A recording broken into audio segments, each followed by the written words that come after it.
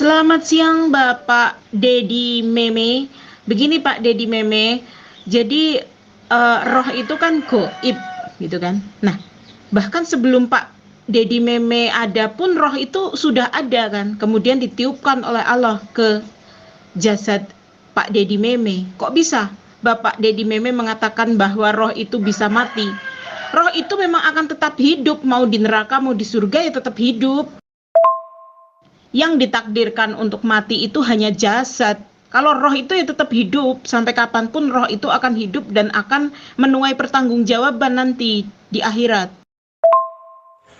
Justru Ibu Rosalba yang tercantik sayangku, Ibu tidak memahami agama kami, maka itu penjelasan saya itu harus didengar.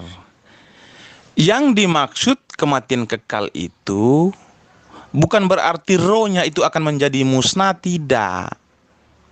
Ibu harus pahami dulu penjelasan saya. Kami sebagai orang Kristen mengimani kematian itu ada tiga. Kematian pertama adalah kematian rohani, artinya kita memisahkan diri dengan Tuhan. Kita tidak percaya lagi Tuhan, maka dinamakan kematian rohani. Lalu kematian kedua yaitu kematian fisik. Kematian fisik ketika orang meninggal, dia meninggalkan fisiknya, tetapi rohnya akan hidup dan akan naik ke atas, akan diadili. Nah, ketiga, kematian kekal. Kematian kekal ini ketika rohnya diangkat ke atas, diadili, maka dia divonis masuk ke dalam neraka. Maka kami sebagai orang Kristen menyebutnya dengan kematian kekal.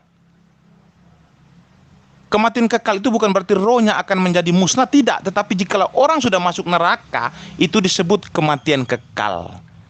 Tetapi jika orang divonis masuk surga, maka disebut kehidupan kekal. Paham ya Bu ya? Kalau roh itu bisa mati, Tuhanmu yang roh itu juga nanti akan mati, Meme. Ibu ini pendidikannya itu tamat apa Ibu ini? Ibu tidak dengar VN saya di atas itu, padahal penjelasan saya di atas itu anak SD saja sudah paham loh. Tetapi Ibu masih mau bertanya. Artinya akal dan logika Ibu ini sudah terputus. Coba dengar baik-baik VN yang saya jelaskan di atas tadi. Sudah saya katakan tadi, roh tidak akan mati. Tetapi yang dimaksud orang Kristen ini kematian kekal itu ketika seseorang akan divonis masuk neraka, itu disebut kematian kekal. Apabila roh seseorang disebut kehidupan kekal. Paham ya Bu ya?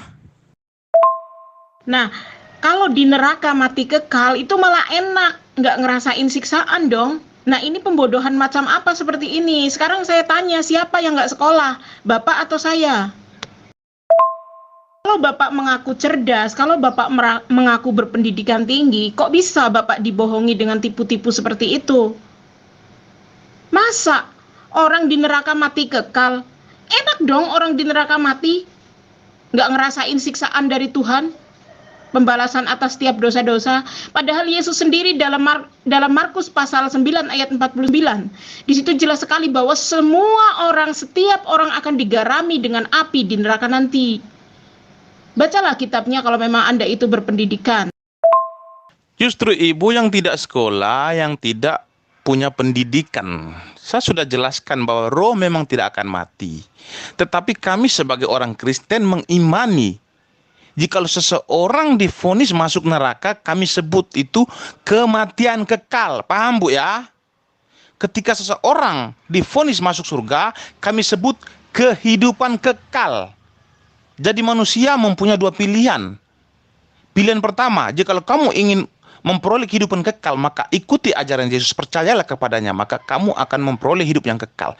Tetapi jika kamu tidak percaya kepada ajaran Yesus, maka kamu akan memperoleh kematian kekal. Yang dimaksud kematian kekal, kamu selama-lamanya akan berada di dalam neraka jahanam. Nah, oke. Kematian kekal kan berarti di neraka mati, begitu kan? Orang kalau di neraka mati itu malah beruntung karena nggak ngerasain siksaan. Sama aja mau di surga mau di neraka, orang mati kok. Cobalah pakai logikanya, jangan pakai dogma. Saya bukan hari ini saja kok mempelajari kitabmu. Udah hampir 10 tahun saya berkutat dengan Bibelmu. Gak usah sok pintar kamu. Yang mengikuti ajaran Yesus siapa coba? Kristen. Apa yang diikuti Kristen dari Yesus? Apa saja perintah Yesus dan apa yang dilakukan oleh Kristen? Jangan lupa Apa subscribe yang Iman Yakin diikuti Channel. orang Kristen dari ajaran Yesus? Yesus mengatakan, jikalau kamu ingin berdoa, masuklah ke dalam rumahmu, tutuplah pintumu. Itu sudah kami lakukan. Jikalau kamu ingin berdoa, berdoalah, Bapa kami yang ada di surga, dimuliakanlah namamu, datanglah kerajaanmu, jadilah kehendakmu di atas bumi seperti di dalam surga. Berilah kami rezeki pada hari ini dan ampunilah kesalahan kami, seperti kami mengampuni yang bersalah kepada kami. Janganlah masukkan kami ke dalam pencobaan, tetapi bebaskanlah kami dari yang jahat. Amin. Yesus mengajarkan bahwa jangan engkau mengingini istri sesamamu. Jangan engkau membunuh. Jangan engkau mencuri. Kasihilah Tuhan Allahmu seperti engkau mengasihi dirimu sendiri. Paham ya, Bu ya?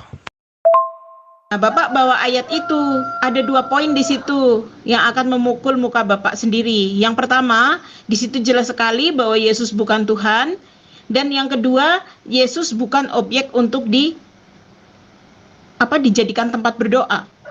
Gitu kan? Yesus mengajarkan murid-muridnya untuk berdoa kepada Allah. Sedangkan Kristen, apakah Kristen seperti itu? Apakah murid-murid Yesus itu menuhankan Yesus?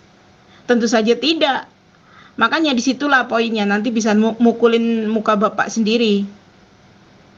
Yesus mengajarkan berdoa, itu hanya ajaran secara ritual. Sekarang ajaran secara teologis, secara doktrinal dari Yesus apa yang diikuti oleh Kristen? Nah, dari sisi ritual saja, Kristen sama sekali tidak mengikuti ajaran Yesus, karena cara berdoa Kristen itu dengan joget-joget, dengan bersorak-sorai, bersukacita. Berbeda dengan Yesus. Yesus itu sholat, Yesus itu berdoa, bersujud, memohon ampun kepada Tuhannya. Begitu kok ngaku mengikuti ajaran Yesus. Saking tidak pedenya, kirim hapus. Udahlah Pak, nggak usah. Kristen itu bukan pengikut Yesus. Kristen itu seperti kata Yesus dalam Mazmur pasal 9 ayat 49, nanti semua kalian itu akan garami dengan api di neraka. Jadi udah nggak usah kepedean atas keselamatan yang dijanjikan oleh Yesus. Itu bukan untuk Kristen, karena Kristen itu bukan bagian dari objek dakwahnya Yesus. Ketika murid-murid Yesus bertanya kepada Yesus, Guru, hukum manakah yang harus kami ikuti? Jawab Yesus di Yohanes 5:21. Kamu telah mendengar yang difirmankan kepada nenek moyang kita, jangan membunuh. Siapa yang membunuh harus dihukum. Paham ya, Bu ya? Matius 5:27. Ketika murid-muridnya bertanya lagi, apa jawab Yesus? Kamu telah mendengar firman Tuhan, jangan berzina. Tetapi aku berkata kepadamu, setiap orang yang memandang perempuan serta menginginkannya, ia sudah berzina dengan dia di dalam hatinya. Artinya ketika kami melihat perempuan yang cantik, yang solek, yang molek seperti ibu ini, maka kami sudah berzina di dalam hati. Itu perintah-perintah Yesus yang harus kami ikuti. Sekarang, Muslim mengikuti apa yang diajarkan oleh Yesus yang kalian sebut sebagai Isa Al-Masih? Jawab. Loh, kita nggak perlu mengikuti ajaran Yesus ya, karena Yesus itu hanya untuk domba-domba yang hilang dari umat Israel. Kita punya nabi sendiri, Muhammad SAW, dengan kitabnya, kitab penyempurna yaitu Al-Quran, yang di dalamnya sudah tercantum Zabur, Taurat, dan Injil. Walaupun tidak tertulis semuanya, tetapi inti-inti ajaran dari Zabur, Taurat, dan Injil itu sudah ada di Al-Quran yang dibawa oleh Muhammad. Jadi pada dasarnya kami tidak butuh kitab-kitab terdahulu, dan kami bukan umatnya Yesus. Kami bukan umatnya Isa, karena Isa pada misinya yang pertama itu hanya diutus kepada domba-domba. Ayat 56, Matius pasal 15 ayat 24. Jelas sekali, karena Yesus itu hanya untuk Bani Israel. Di luar Bani Israel itu bukan objek dakwahnya Yesus. Dan Muslim ini bukan umatnya Yesus, kami umatnya Muhammad. Apa yang dituntut dari kami? Justru kalian yang celamitan terhadap Yesus. Saya tanya, apa yang diikuti kalian dari Yesus? Gitu loh. Sedangkan dari sisi ritual saja kalian sudah berbeda dengan Yesus. Yesus tidak pernah beribadah dengan joget-joget, nyanyi-nyanyi, joget-joget sampai kesurupan, nggak pernah. Yesus itu cara ibadahnya itu dengan bersujud, bersolat berjamaah, kemudian berdoa menengadahkan tangan, bukan dengan melipat tangan meremelek, bukan dengan joget-joget sampai kesurupan. Itu jelas sekali kalian itu bukan umatnya Yesus, kalian tidak mengikuti ajaran Yesus secara ritual. Sekarang secara doktrinal bagaimana coba? Ketika Yesus menyuruh kalian untuk beribadah kepada Allah, kalian malah beribadah kepada Yesus. Makanya Yesus meratapi kalian. Bangsa ini memuliakan aku dengan bibirnya, tetapi ibadah mereka adalah perintah manusia. Perintah siapa? Siapa lagi kalau bukan perintah Paulus dan institusi gereja? Kamu mengatakan bahwa Yesus itu diutus hanya kepada domba Israel. Benar perkataanmu. Matius 15:24. Apa jawab Yesus? Aku diutus hanya kepada domba-domba yang hilang daripada umat Israel. Untuk apa Yesus ini diutus kepada domba-domba yang hilang daripada umat Israel? Yang dimaksud hilang ini adalah sesat. Domba-domba yang sudah tersesat. Untuk memberitakan kabar keselamatan dari surga, yaitu disebut Injil. Lukas 4:43. Tetapi ia berkata kepada mereka, juga di kota-kota lain aku harus memberitakan Injil kerajaan Allah, sebab untuk itulah aku diutus. Jadi Yesus datang ke dunia ingin menyelamatkan umat Israel yang sebagiannya sudah tersesat. Tetapi ketika dia sedang berada di bumi, mengabarkan kabar keselamatan kepada domba-domba yang tersesat daripada umat Israel, mereka menolak ajaran Yesus. Mereka menolak kabar keselamatan yang dibawakan Yesus dari surga. Lalu bagaimana dengan kabar keselamatan yang dibawakan oleh Yesus ini? Orang Israel menolak, umat pilihan Allah pada zaman itu menolak kabar keselamatan yang dibawakan Yesus dari surga. Maka jalan satu-satunya, Yesus harus menyebarkan kabar keselamatan ini kepada seluruh bangsa-bangsa, yaitu seluruh dunia. Kok kenapa kata Yesus dia hanya untuk bangsa Israel? Kok tiba-tiba dia harus menggembalakan domba-domba yang di seluruh dunia? Yesus punya hak. Dia adalah Tuhan itu sendiri. Dia punya hak untuk memberikan keselamatan kepada bangsa manapun. Itu adalah haknya Yesus. Dan seorang pun tidak akan bisa menentang. Itu ibu harus pahami dulu. Itu adalah haknya dia. Dia berhak memberikan keselamatan kepada bangsa manapun. Terbukti di Yohanes 10:16. Apa kata Yesus ketika orang-orang Israel menolak ajaran keselamatan yang dibawakan oleh Yesus? Dia berkata, ada lagi padaku domba-domba yang lain yang bukan dari kandang ini. Domba-domba itu harus kutuntun juga, dan mereka akan mendengarkan suaraku, dan mereka akan menjadi satu kawanan dengan satu gembala. Yesus berjanji akan menggembalakan domba-domba yang di luar daripada bangsa Israel. Dan terbukti ketika dia terangkat ke surga, dia memberikan amanah agung ataupun disebut amanah besar kepada murid-muridnya untuk mengembalakan domba-domba yang di luar daripada bangsa Israel. Matius 28:19-20. Karena itu pergilah, jadikanlah semua bangsa muridku, dan baptislah mereka dalam nama Bapa, Anak, dan Roh Kudus. Dan ajarlah mereka melakukan segala sesuatu yang telah kuperintahkan pada kamu. Aku menyertai kamu senantiasa sampai kepada akhir zaman.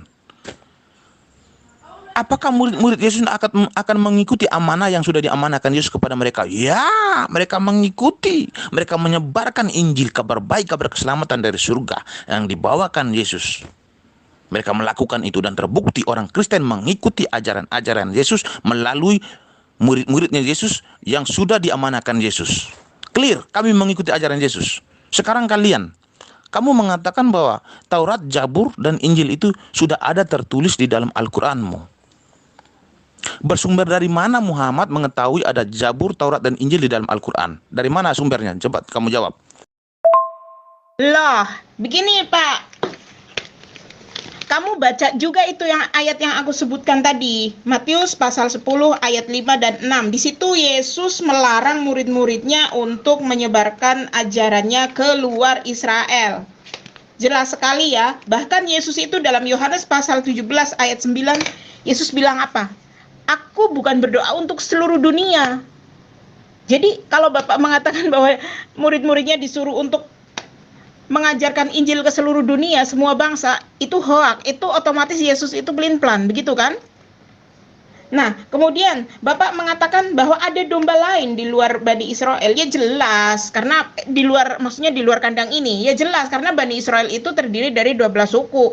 Nah, saat Yesus berada di salah satu suku, ya pantas dia bilang seperti itu. Karena apa? Di dalam Yohanes pasal 10 ayat 14, Yesus sudah mengatakan, makanya dibaca itu dari awal Pak, jangan main comot gitu.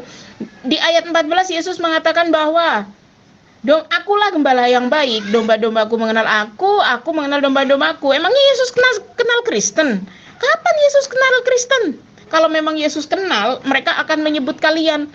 Sedangkan di dalam Yohanes pasal 17 ayat 9, jelas sekali kok di situ bahwa Yesus tidak mendoakan untuk seluruh dunia, tetapi hanya bagi mereka yang engkau berikan kepadaku, yaitu suku-suku Israel atau Bani Israel. Sampai ke akhirat nanti di hari penghakiman, siapa yang akan dihakimi oleh Yesus? Mereka hanya 12 suku Israel, karena itulah objek dakwahnya Yesus. Di luar 12 suku Israel bukan objek dakwahnya Yesus, makanya Yesus nggak peduli, nanti nggak ada pertanggungjawaban Yesus kepada Allah. Karena yang diberikan Allah itu 12 suku Israel, dan Yesus itu rasis. Hanya 12 suku Israel. Aku hanya diutus kepada domba-domba yang hilang dari umat Israel. Saya sebenarnya bosan itu membahas masalah ini ya, karena Kristen itu cuma bisa ngeles dengan ayat palsu Matius pasal 28 ayat 18-19. Aduh, nggak ada perkembangan deh. Soal Yesus diutus hanya kepada umat yang tersesat daripada Israel, sudah saya jelaskan secara detail. Memang Yesus melarang murid-muridnya untuk menyebar, yaitu kabar keselamatan yang Yesus ajarkan kepada mereka semasa Yesus masih hidup. Yesus mengatakan kepada mereka, Yesus melarang mereka untuk mengabarkan kabar keselamatan kepada bangsa-bangsa lain. Kenapa Yesus melarang? Alasannya apa? Karena memang pada zaman itu Allah hanya berkenan kepada bangsa Israel. Allah tidak berkenan kepada bangsa-bangsa lain. Jadi ajaran itu harus tertuju kepada bangsa-bangsa Israel yang sudah tersesat sebagiannya. Apa buktinya? Ya, di Matius 10 ayat 5-6. Kedua belas murid itu diutus oleh Yesus, dan ia berpesan kepada mereka, jangan kamu menyimpang ke jalan bangsa lain atau masuk ke dalam kota orang-orang Samaria, melainkan pergilah kepada domba-domba yang hilang dari umat Israel. Pergilah dan beritakanlah kerajaan surga sudah dekat. Jadi Yesus memerintahkan muridnya ini untuk memberitakan Injil kepada domba-domba Israel yang sudah tersesat. Tetapi apa? Umat pilihan Allah pada zaman itu sudah saya katakan tadi, mereka menolak kabar keselamatan dari surga. Jikalau umat pilihan Allah sudah menolak kabar keselamatan dari surga, sedangkan Allah sangat mencintai ciptaannya, dia sangat mencintai umat pilihannya. Jikalau bangsa Israel saja sudah menolak kabar keselamatan dari surga, lalu kepada bangsa mana Allah berkenan? Allah harus berkenan kepada seluruh alam semesta, yaitu dengan dia berkata, ada lagi padaku domba-domba yang lain, yang di luar daripada kandang ini. Domba-domba itu harus kutuntun juga, dan mereka akan mendengarkan suaraku, dan mereka akan menjadi satu kawanan dengan satu gembala. Yesus punya hak untuk memberikan kabar keselamatan kepada bangsa-bangsa lain, karena dia adalah Tuhan. Dia mempunyai hak, Bu. Satu orang pun tidak akan bisa menentang Yesus, karena alam semesta adalah miliknya. Dia mempunyai hak memberikan keselamatan kepada bangsa manapun. Sekarang pertanyaan saya, kamu tadi mengatakan bahwa Taurat, Zabur, dan Injil itu sudah ada di dalam Al-Quran. Muhammad ini bersumber dari mana Taurat, Zabur, dan Injil sehingga bisa ada di dalam Al-Quran? Jawab. Dari tadi kamu tidak menjawab pertanyaan saya ini, tetapi mutar-mutar. Cepat jawab. Nah, di ayat mana Allah itu menyuruh Yesus untuk menyebarkan ajarannya keluar Israel? Mana ayatnya? Mana? Mana perintah Allah? Yesus hanya seorang utusan yang diutus kepada Bani Israel. Dia itu hanya seorang utusan, ya. Dia pasti taat kepada Tuhannya. Kalau disuruh untuk mengajarkan ajarannya kepada Bani Israel, ya kepada Bani Israel. Yesus itu berdoa itu bukan kepada seluruh dunia, tetapi hanya bagi yang diberikannya kepada Yesus, yaitu 12 suku Israel. Matius pasal 17 ayat 9, udah saya sebut berulang-ulang. Dibaca. Dan pada juga Matius pasal 19 ayat 28. Yesus nggak pernah menjanjikan keselamatan atau mendoakan seluruh dunia, tetapi hanya bagi domba-domba Israel saja. Itu sudah jelas kok, wong Yesus itu predikatnya hanya seorang utusan Tuhan yang harus taat kepada Tuhannya kok. Mau melenceng, mau improv, mengajarkan ajarannya ke bangsa-bangsa lain, ngawur kamu itu. Saya sudah katakan tadi, Yesus datang ke dunia khususnya menyelamatkan umat Israel daripada ketersesatan mereka. Kenapa Yesus datang hanya kepada bangsa Israel? Ya, karena pada zaman itu hanya umat Israel lah yang menjadi pilihan Allah. Tetapi umat Israel menolak kabar keselamatan dari surga. Sedangkan Allah sangat mencintai ciptaannya, yaitu manusia. Karena begitu besar kasih Allah akan dunia ini, sehingga ia harus mengaruniakan anaknya yang tunggal, supaya setiap orang yang percaya kepadanya akan memperoleh hidup yang kekal. Allah sangat mencintai ciptaannya, termasuk manusia. Sedangkan pada zaman itu umat Israel menjadi umat pilihan Allah. Tetapi mereka menolak kabar keselamatan dari surga. Jalan satu-satunya, Allah harus memberikan keselamatan kepada bangsa-bangsa lain karena dia sangat mencintai umatnya. Ciptaannya harus dia selamatkan. Dia berhak memberikan keselamatan kepada bangsa manapun. Satu orang pun tidak akan bisa menentang Tuhan karena dia mempunyai hak. Karena alam semesta adalah ciptaannya, jadi dia berhak untuk memberikan keselamatan kepada bangsa manapun. Ini sudah clear saya jawab, tidak akan bisa kau menanyakan lagi. Satu pun poin tidak akan bisa kau pertanyakan lagi soal ayat-ayat ini. Sekarang kita kembali kepada Muhammad. Islam mengikuti ajaran apa saja yang sudah diajarkan Muhammad kepada kalian? Cepat jawab. Tadi tidak bisa kamu jawab, sekarang saya memberikan pertanyaan berikutnya. Jawab. Islam sudah mengikuti ajaran apa yang sudah diajarkan Muhammad kepada kalian? Cepat jawab. Numpang tanya, ada yang melihat Ibu Rosalba nggak ya? Kalau ada kasih tahu ya.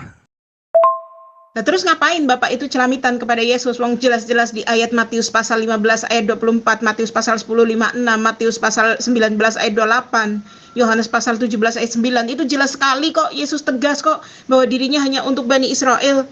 Dan di ayat-ayat lain juga dijelaskan bahwa Yesus itu lahir dan hanya akan menyelamatkan bangsanya, yaitu Bani Israel. Nggak ada di situ menyelamatkan semua bangsa. Kalau memang Yesus itu untuk semua bangsa, karena Yesus itu predikatnya hanya seorang Rasul utusan Allah, pastinya ada dong perintah dari Tuhan, dari Allah.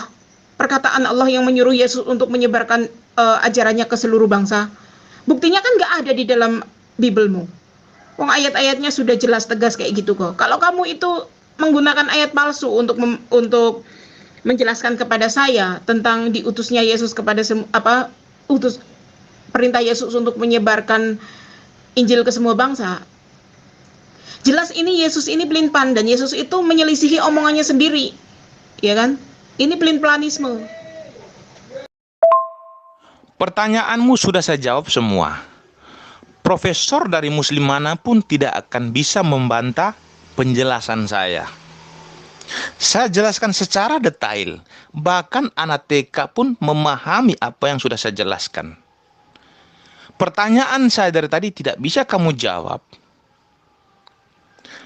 Ajaran Muhammad apa yang sudah kalian ikuti? Jawab. Simpel. Penjelasan di ayat-ayat yang sudah saya sebutkan itu sudah jelas, lugas, tegas. Tidak perlu dijelaskan dengan ilustrasi apa-apa. Wong itu perkataan lugas kok mau diterjemahkan dengan kata-kata apa lagi. Kamu itu sama saja menganggap Yesus itu plin-plan. Kamu nggak usah big mouth, kamu itu nggak usah besar mulut, profesor apa segala kau bawa-bawa. Dialog sama saya aja sini. Kamu aja sudah jungkir balik, nggak bisa membantah sama sekali kok. Sudah jelas sekali, lugas sekali, bahwa Yesus itu hanya untuk Israel. Dan orang-orang di luar Israel itu oleh Yesus itu dianggap anjing.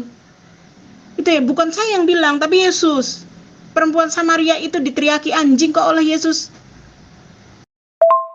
Dan ingat, Yesus itu menggembalakan domba, bukan menggembalakan anjing dengan orang-orang non-Israel, karena yang dianggap domba itu hanya orang-orang Israel. Yesus nggak pernah menggembalakan anjing.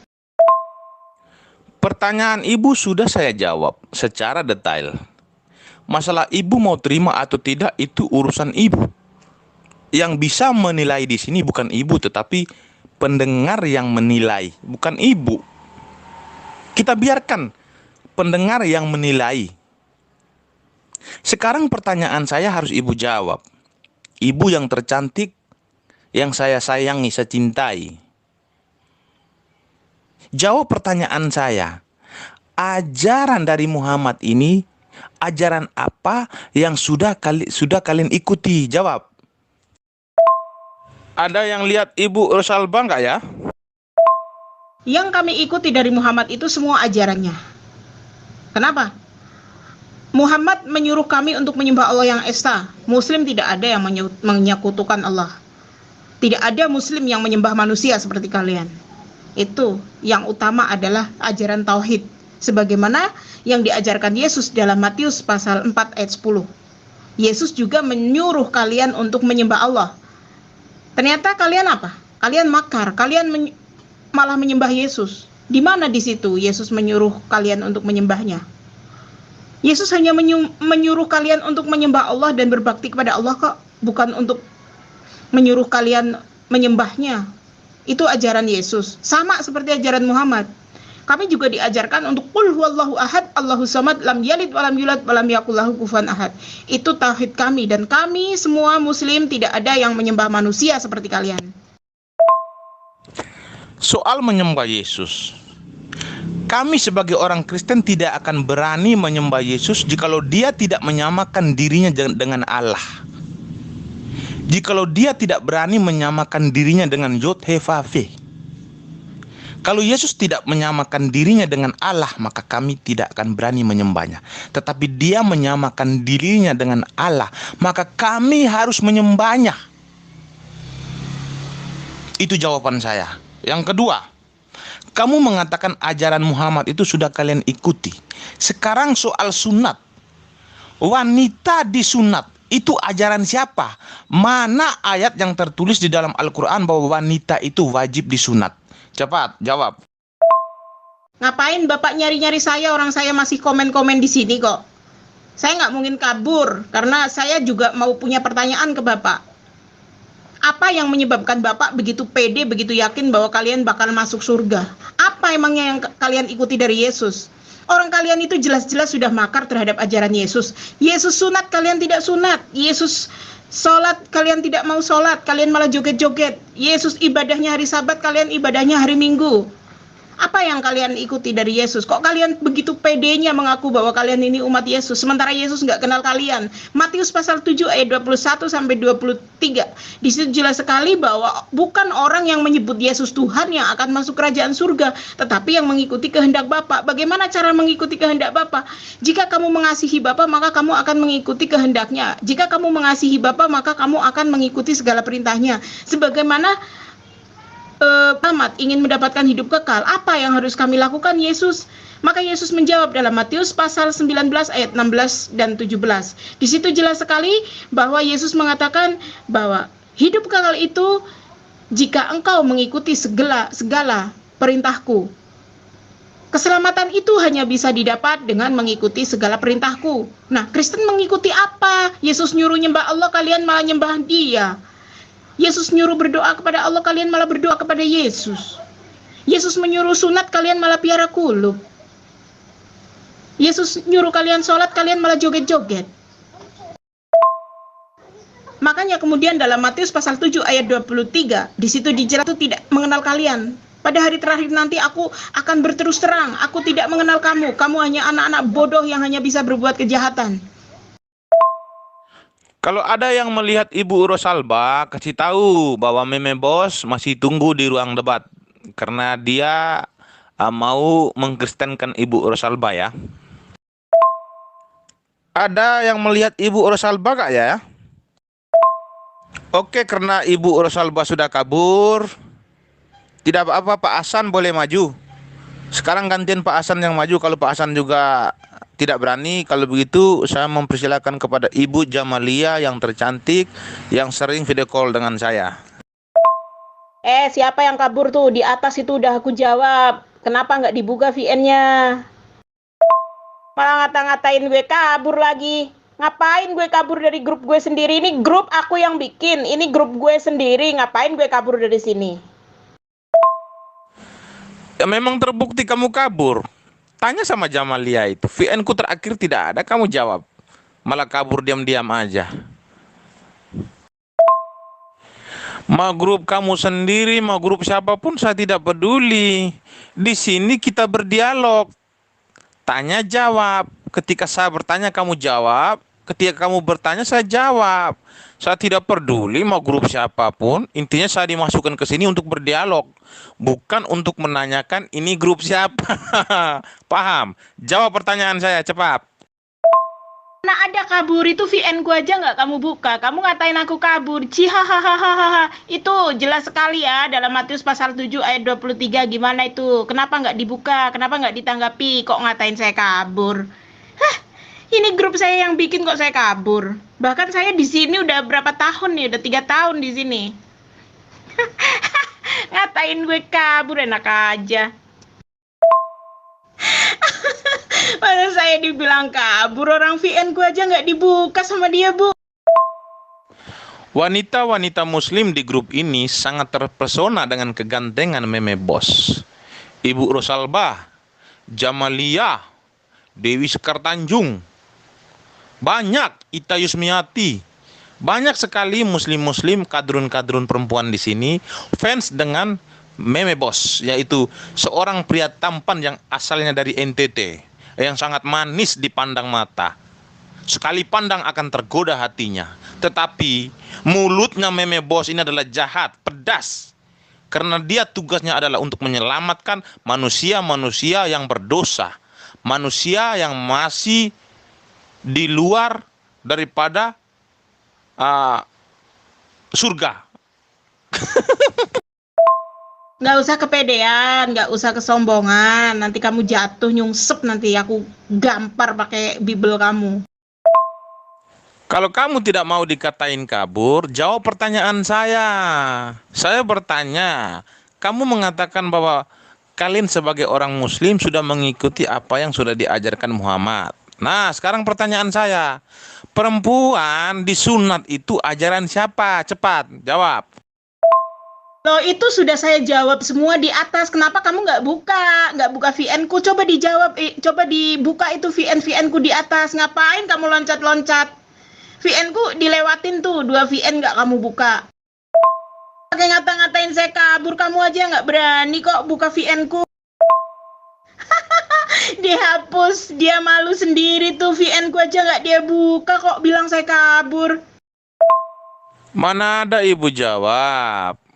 Pertanyaan saya itu, kalian itu kan sudah mengikuti apa yang sudah diajarkan Muhammad. Nah, pertanyaan saya, perempuan itu disunat itu mengikuti ajaran siapa? Jawab.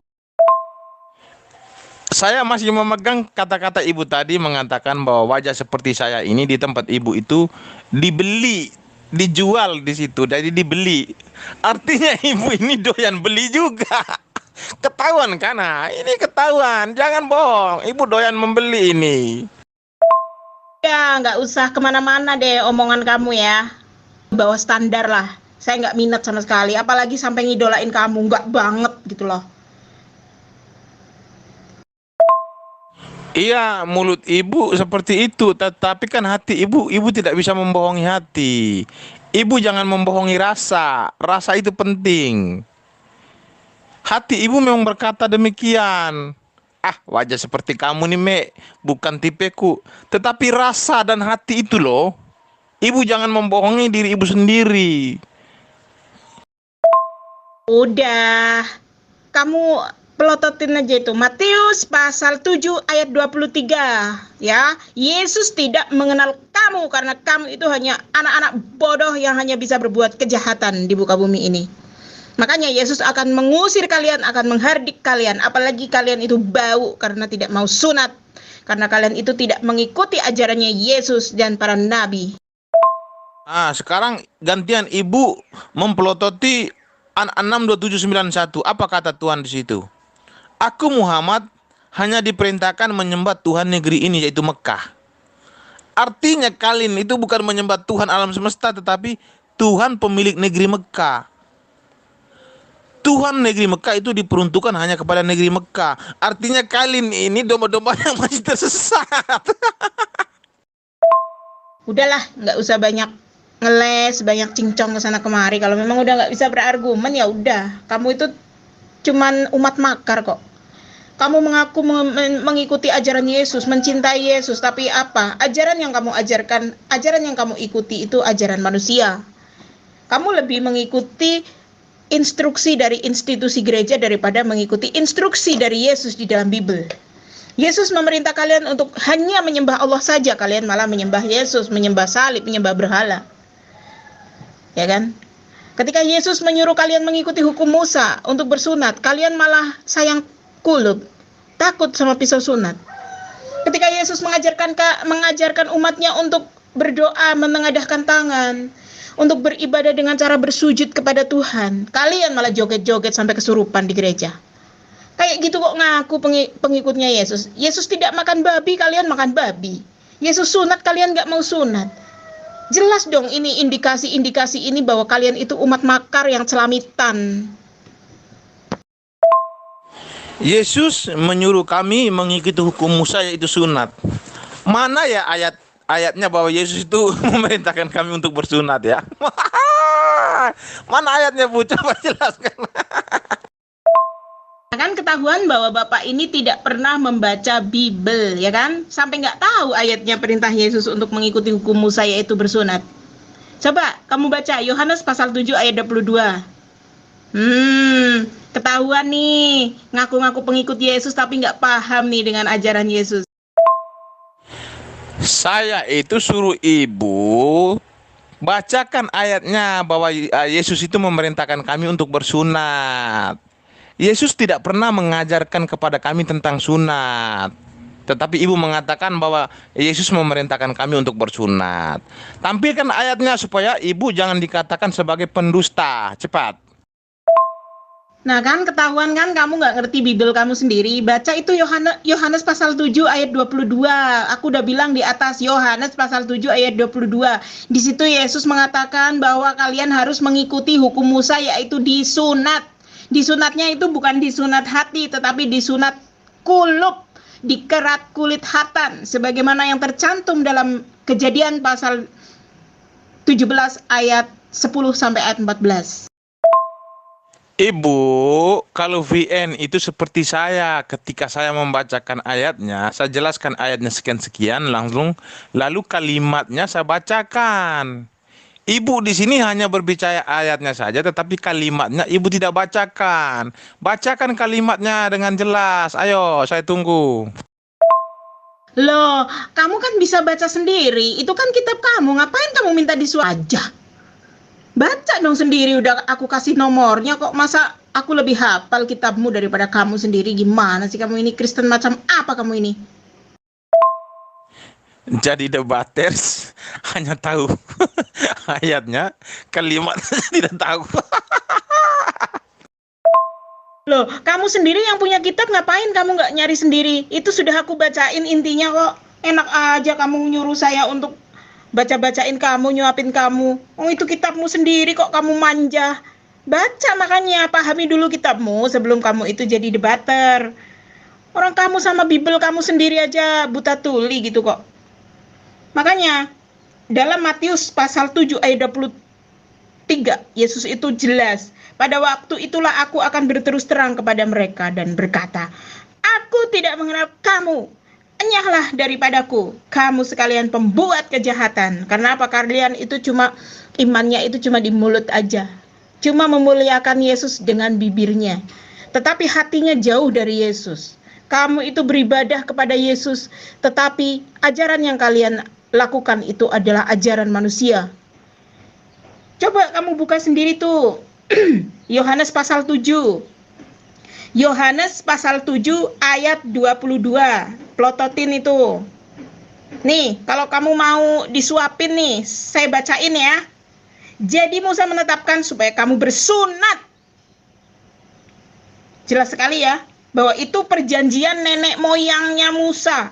Dalam Kejadian pasal 17 ayat 10 sampai ayat 14. Dan orang yang tidak mau disunat itu harus dihukum mati, harus dilenyapkan dari antara bangsanya. Jelas sekali kok ayatnya. Masa saya itu harus nyuapin kamu? Ngapain kamu di gereja nggak pernah baca Bible, nggak pernah baca Alkitab, cuma joget-joget gitu? Ayat kitabnya sendiri aja kamu nggak tahu, minta disuapin sama saya. Enak aja. Tapi nggak apa-apa sih, kasihan kamu itu domba-domba kelas rendahan yang nggak ngerti Bible sama sekali, nggak melek. Loh, yang ibu mempermasalahkan itu kan ayat di Alkitab. Artinya ibu harus bacakan kepada saya dan mengajarkan kepada saya. Begini loh meme bos, lihat ayat ini ya. Yesus berkata demikian-demikian. Kamu tidak boleh seperti itu meme bos. Harusnya seperti itu. Ibu hanya menampilkan ayatnya tetapi ayatnya kosong, tidak mau dibacakan. Kalimatnya tidak ada. Bagaimana saya mau tahu? Hebat kok minta disuapin sama Muslim. Harusnya kamu lebih paham dong sama kitab sendiri. Eleh-eleh. Kalau kamu nggak pernah mau baca Biblemu, ya udah Biblemu itu kamu buat ini aja, bungkus kacang goreng, biar ngirit plastik. Saya makan dulu ya, nanti berlanjut ya. Untuk buat kadrun-kadrun yang tercantik, semoga Anda mimpikan saya ketika tidur ya. Lupakanlah kadal gurun laki-laki ya. Karena mereka tidak cocok untuk kalian. Yang cocok untuk kalian itu hanyalah meme bos ya. Karena meme bos sudah membuat hati kalian terpesona. Jadi, dialog kita akhiri dulu, tetapi hatiku hanya untukmu dan hatimu hanya untukku. Jamalia Putri yang cantik dan juga Rosalbah. Ingat itu. Nah ini kamu dari atas itu sombongnya luar biasa. Katanya profesor pun nggak bisa bantah kamu. Sombong banget kan? Ternyata kamu itu Biblenya sendiri aja masih buta tuli kayak gitu. Masih rabun kamu sama Bible kamu sendiri. Udah, Biblenya itu buat ganjel lemari aja. Kalau nggak pernah dibaca. Sombongnya luar biasa kamu itu. Makan dulu. Kamu udah saya injili dari tadi sampai kelaparan gitu. Di sana, makan dulu. Nanti habis itu tak injili lagi kamu. Lanjut itu ada master kita, Romo Beni sama Pak Hasan tuh.